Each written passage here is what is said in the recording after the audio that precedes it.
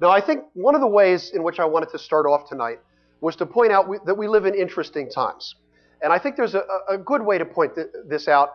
It was only a couple months ago when there were a lot of people in the presidential fields of both parties that one of the major parties, I wouldn't say which one, had a debate. And here are the candidates.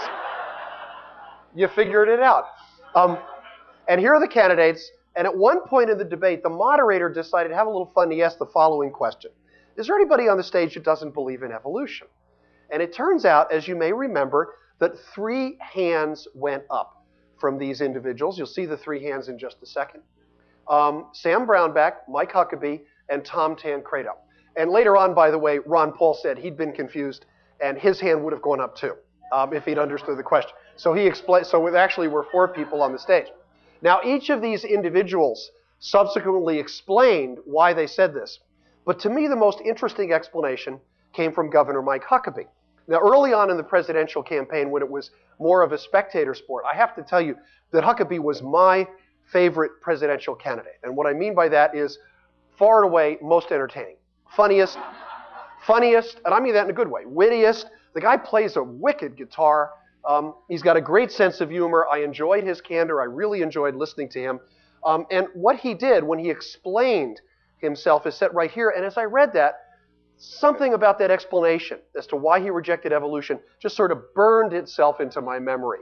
And what it was he says, you know, if anybody else wants to believe that they are the descendants of a primate, they are welcome to do it. But Governor Huckabee, of course, didn't believe that at all. And I thought about that for a long time. And I actually hoped during the primary campaign in my state or in New Hampshire next door that I might actually get a chance to meet Governor Huckabee. It's easy to do early on in the primaries. And if I had, I would have gone up to him. I didn't do it. But if I had, I would have said, you know, I really enjoy you in the race. I like your candor. Please keep that great sense of humor. Your speeches are terrific. But Governor, just between you and me, I got to tell you something. Governor, you are a primate.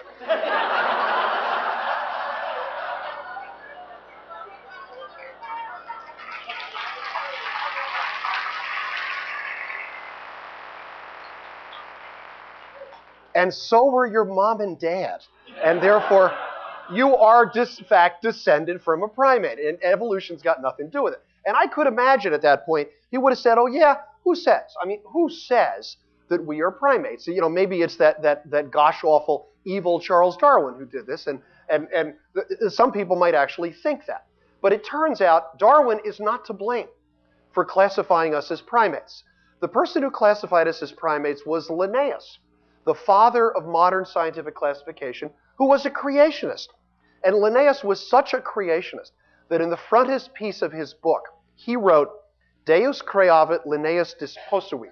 And that means God creates, but Linnaeus arranges. That's what he saw for his job in nature. And here's a nice picture of Linnaeus here. Now, just in case you doubt me on this, I went to the rare book collection at my school's library, and we got a copy of an original Linnaeus, and I scanned it so you can see it. Here it is right here. And here is his classification of primates, Primates, and you can see the very first genus he mentions is Homo. That's us. So there is documentation that, in fact, it's Linnaeus, a creationist, who says we are primates. It has nothing to do with evolution. It is simply a biological fact. The whole